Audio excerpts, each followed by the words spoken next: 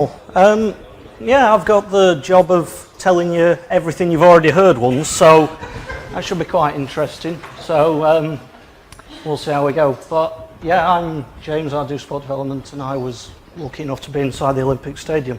But before I start, I just want to echo what everyone else has said, the 9 of us here, myself, Rosie and Sarah. Thank you very much for having us. On a personal note, I've always fancied myself in front of one of these microphones as a singer, not a presenter, but we'll see. But for your hospitality, for your company, and for tolerating with our English, you do a better job with English than we do with Russian. Right, if we can, next slide. There's just a few key points of what this final presentation is about. Analyse some of the benefits of volunteering, the importance of looking after the media, strengths and weaknesses of this at London 12, and for the future, for what you've got in 8 months' time.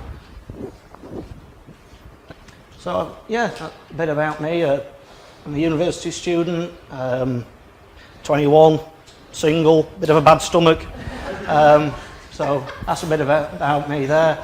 I started in 2010, and fingers crossed I'll be graduating this summer. I enrolled with the unique media connection of Hallam with LOCOG. I lived in London for 7 weeks, experienced sightseeing and some Olympic events. So that was the men's cycling road race at the top, and that was one of the mascots, Wenlock, near Trafalgar Square. And volunteered in the press tribunes. I was a tribune team member, so I was bossed around from people like Andy. And I did that for the Olympic Stadium for both Olympics and Paralympics. And wow, we can move on. One final video here. So as the world was watching on television, this was my view. It's not very steady, I was nervous.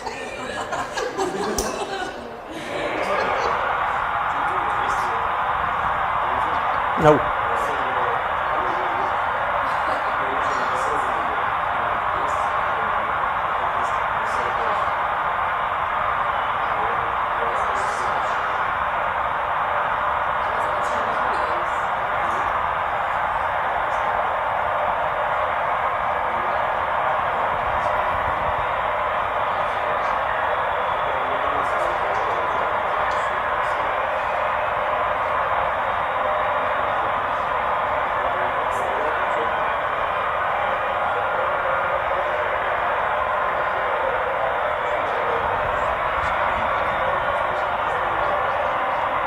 So there's a Jamaica 1, 2, 3, and the rest is history. They were pictures I was fortunate enough to take myself. I've not nicked them off internet anywhere. And the important thing about volunteering is, whatever your role, whether you're in the tribunes, whether you're in car parks, whether you're in ticketing, whatever, you are a part of history as a volunteer. Now, the games makers will always be remembered at London 2012. And it's up to legacy. It's not just in Britain, it's a global legacy for wanting sport to develop throughout the world. You might have seen that picture earlier. That was nicked at the last minute by Rosie and Sarah over there, but look after the media, for they're ultimately the judges, so that was part of my role. And there was 21,000 press for the Olympics and 6,500 press and broadcasters for the Paralympics. So it's quite a lot of people, and at the Olympic Stadium we could accommodate up to 1,500. So we got quite a fair share of them wanting to get in, particularly for the 100 metre final, 200 metre final, events like that. So that's where the press tribunes that I worked at were, right at the finish line. And so basically you've seen the roles already. We've had a number of Tribune team members assisting the world's media communicate with people from across the globe. There were Russian representatives there seeing how things should be done. And you have to give a good impression. You have to be cheerful, whether you're having a bit of a bad day yourself or whether you're fed up or something. Be cheerful, because that's the impression you want to pass on to everyone else. Distribute results, even though they were all accessible on the internet, on Info Plus. A lot of press still like to work with hard copy of paper and print, so we had to do that. Attract attention of technical help.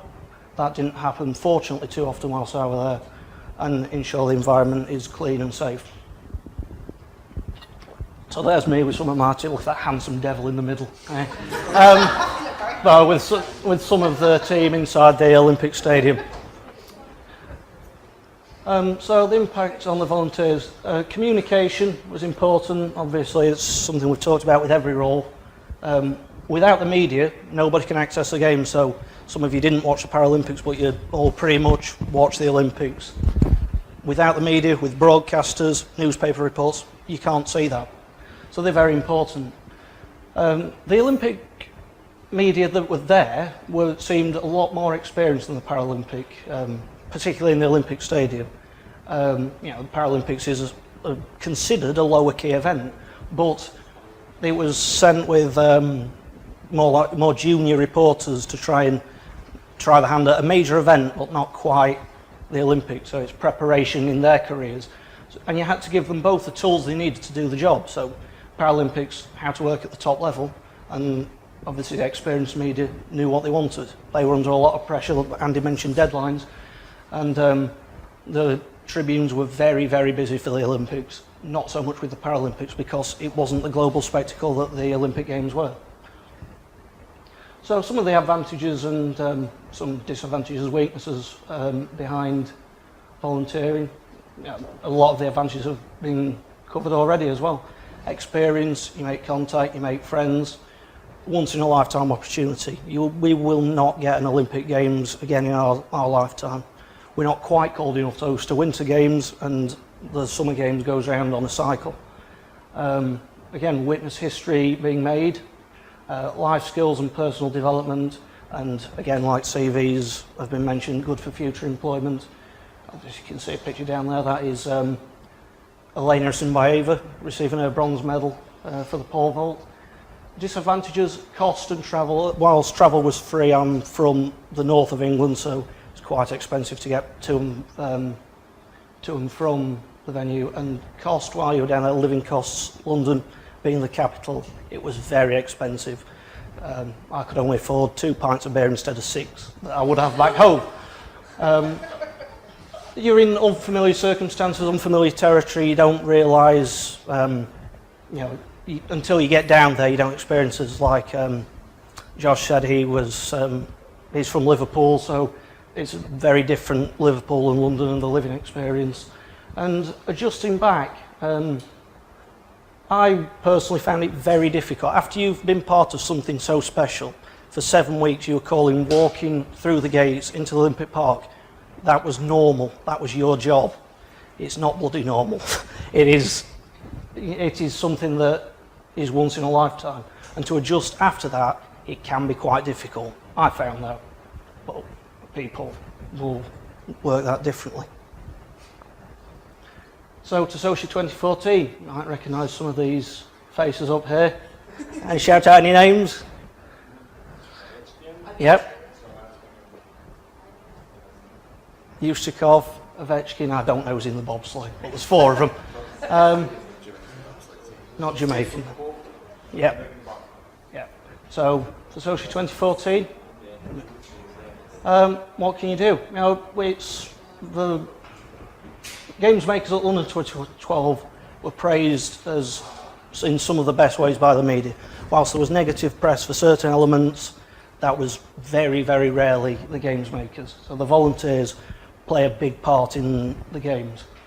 Volunteers are well looked after and can feel part of special moments and can be proud of their achievements. Training was provided. We had very good lectures provided at the course on the media modules, but the training, this will all be down to you, Sergey, to make sure it was better than it was for us. There were a lot of sessions that were quite pointless in the run-up. You start, nothing can prepare you for your first shift as a games maker, so training has to be good.